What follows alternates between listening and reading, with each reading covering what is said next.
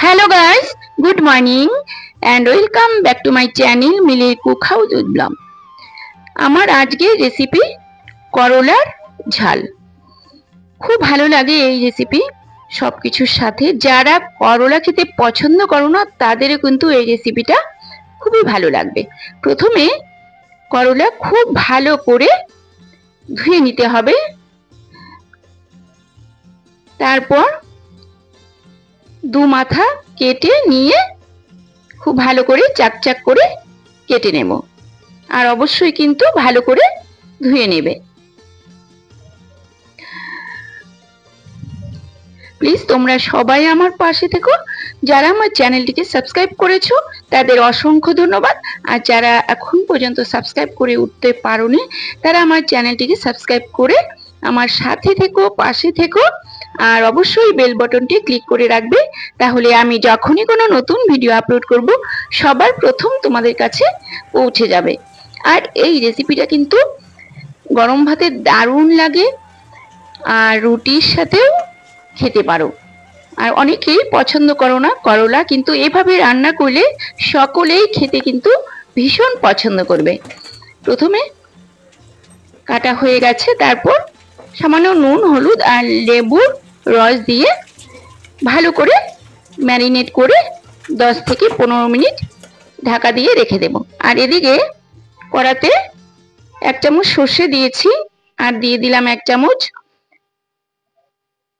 তিল, আর দিয়ে দিলাম হাফ চামচ গোটা জিরে আর কয়েকটা বাদাম দিয়ে একসঙ্গে শুকনো কড়াতে ভেজে নেব। সাথে কিন্তু কালো সর্ষেও দিতে পারো, আমি দেইনি। তো এদিকে ঢাকনাটা তুলে নিয়ে 15 মিনিট হয়ে গেছে। একদম হাত দিয়ে চটকে মেখে নিতে হবে যাতে কিনা তেতো জলটা বেরিয়ে যায়।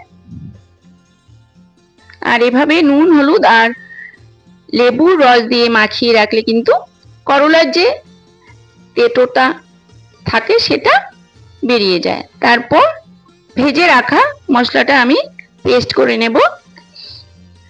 আর একটা টমেটো দিয়েছি, আর দুটো কাঁচা লঙ্কা দিয়েছি, আর 1 ইঞ্চি আদা দিলাম। সামান্য জল দিয়ে পেস্টটা করে নেব। এই দেখো পেস্ট হয়ে গেছে।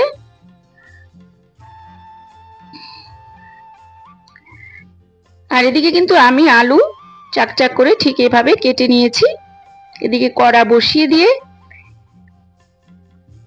3 চামচ তেল দিয়েছি, সর্ষের তেল। প্রথমে আলুটা ভেজে নেব। সামান্য নুন দিলাম আর সামান্য হলুদ দিলাম, দিয়ে ভালো করে ভেজে তুলে নেব। আর আমি কিন্তু অল টাইম কম তেলে রান্নার চেষ্টা করি। আর কম তেলে রান্না করলে কিন্তু খেতে ভালো হবে না এমন কোনো কথা নেই। কম তেলে মনোযোগ সহকারে রান্না করলে কিন্তু রান্না খুবই টেস্ট হয়। আর তেল খাওয়া তো মোটেও ভালো নয়। তো এই তেলে কিন্তু আমি দিয়ে দিলাম কালো জিরে ফোড়ন, তারপর করলাটা দিয়ে দিলাম, দিয়ে করলাটা খুব ভালো করে ভেজে নেব। দেখতেই পেলে আর তেল দিইনি। আর দেখো তেলও একদম শুষে নিয়েছে, তবু আমি এইভাবেই আস্তে আস্তে করে ভেজে নামিয়ে নেব। প্লিজ তোমরা কিন্তু কেউ এই ভিডিওটা দেখতে মিস করো না। তোমরাও বাড়িতে ঠিক এভাবে ট্রাই করো। ট্রাই করে আমার চ্যানেলের কমেন্ট বক্সে কমেন্ট করে জানাবে কেমন লাগলো। এবার আরো কিছুটা কালো জিরে ফোড়ন দিয়ে আগে থেকেই তৈরি করে রাখা মশলাটা দিয়ে দিলাম, দিয়ে সামান্য জল দিলাম। আমি একটু কালো জিরেটা একটু বেশি করে দিয়েছি, যেহেতু আমার কালো জিরে খুবই পছন্দের। তোমরা তোমাদের চয়েস মতো দেবে। এবার কষিয়ে নেব। আর মিডিয়ামটা কিন্তু লো টু মিডিয়াম ফ্লেমেই থাকবে।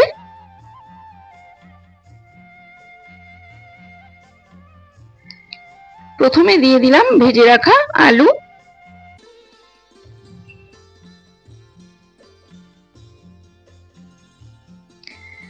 দিয়ে দিলাম হাফ চামচেরও একটু কম হলুদ গুঁড়ো, দিয়ে দিচ্ছি কিছুটা জিরের গুঁড়ো।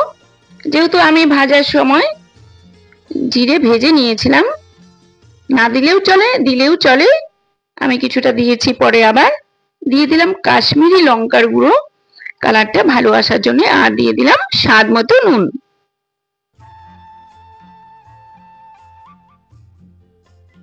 আমি সকাল সকাল উঠে ভয়েসটা করছি বলে গলাটা ধরে আছে, সরি।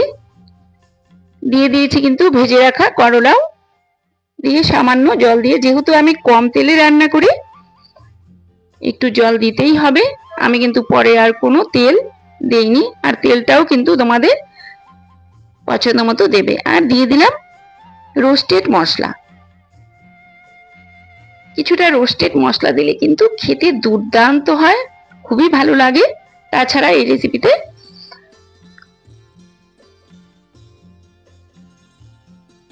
হিংও দিতে পারো, আমি দেইনি, তোমরা চাইলে দিতে পারো। এবার প্রয়োজন মতো জল দিলাম, মানে আমি রেসিপিটা কিন্তু মাখো মাখো করব, গায়ে মাখা করব। 1 কাপের মতো জল দিয়েছি, পরে আবার টেনে নেবে। এবার কিন্তু 2 থেকে 3 মিনিট ঢাকা দিয়ে রাখবো। এবার ঢাকনাটা তুলে নিচ্ছি। আর রান্নাটাও কিন্তু আমার কমপ্লিট হয়ে গেছে। এবার লাস্টে দিয়ে দিচ্ছি গরম মশলা। তো কেমন লাগলো তোমাদের রেসিপিটা? সেদ্ধ হয়ে গেছে, তোমরা কিন্তু অবশ্যই জানাবে। আশা করছি খুব ভালো লেগেছে। এবার সার্ভ করে দেখাচ্ছি।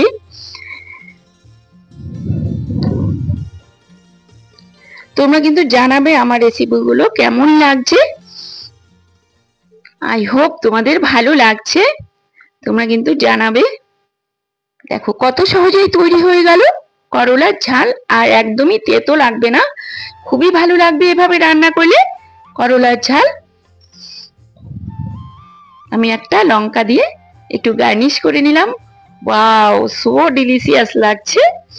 যারা করলা খেতে না চাও তারাও কিন্তু খেতে পাগল হয়ে যাবে এই রেসিপি। তাহলে আজকে এই পর্যন্তই। সবাই খুব ভালো থেকো, সুস্থ থাকো, আবার দেখা হবে। Tata, bye bye.